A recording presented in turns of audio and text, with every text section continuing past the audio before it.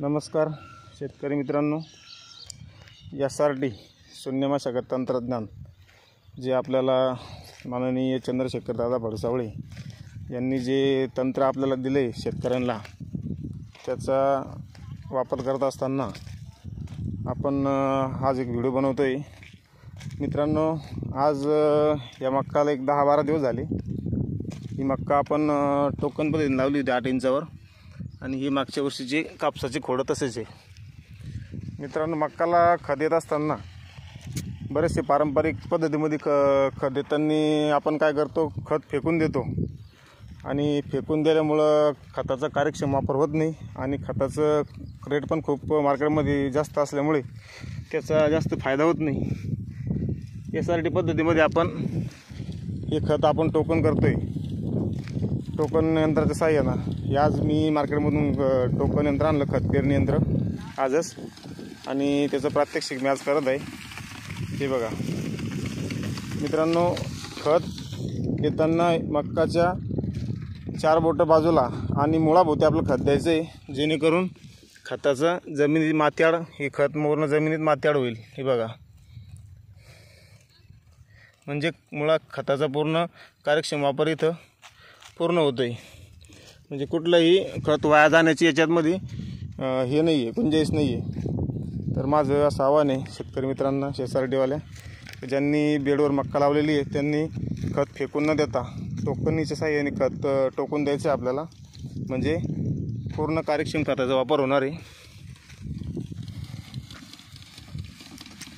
आणि खत मुळाच्या भोवती द्यायचं आहे।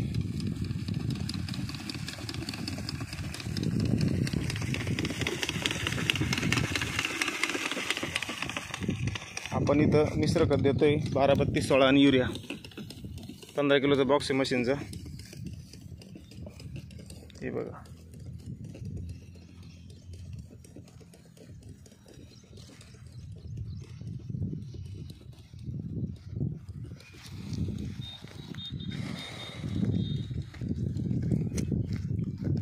आता आपण आपल्या शेताच्या बाजूला पारंपरिक पद्धतीने मक्का लागवड केलेले आमचेच बंधू आहे, त्यांचं आपण खत बघतोय कसं टाकलेले त्यांनी।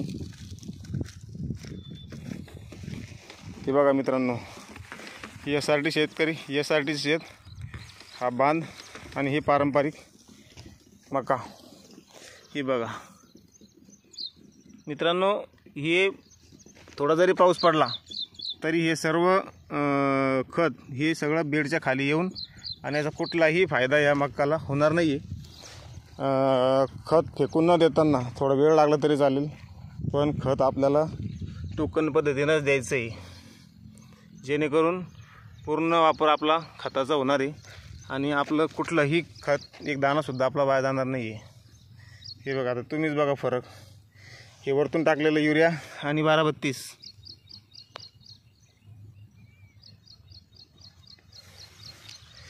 आणि हे आपण टोकन करून 3 इंचापर्यंत खोल गेलं आपलं खत।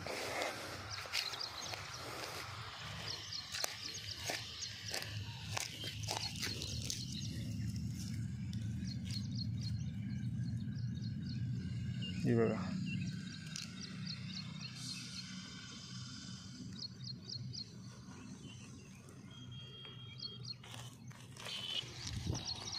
धन्यवाद मित्रांनो।